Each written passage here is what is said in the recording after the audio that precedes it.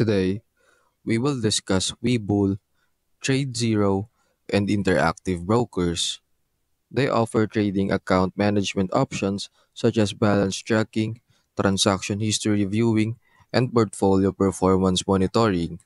Now let's examine the main features of these three platforms. Webull, and experienced and seasoned traders that are on the go first, those who wish to trade commission free. User-friendly desktop and mobile platforms, commission-free trading in stocks, ETFs, and options, good charting and analyzing tools.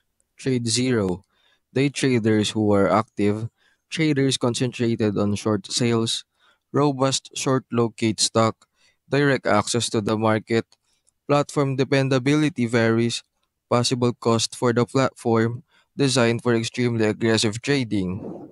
Interactive brokers, global marketplaces and high broad variety of financial products, sophisticated platforms and tools for trading, low rates of margin, steeper learning curve, platform known as Complex Trader Workstation or TWS.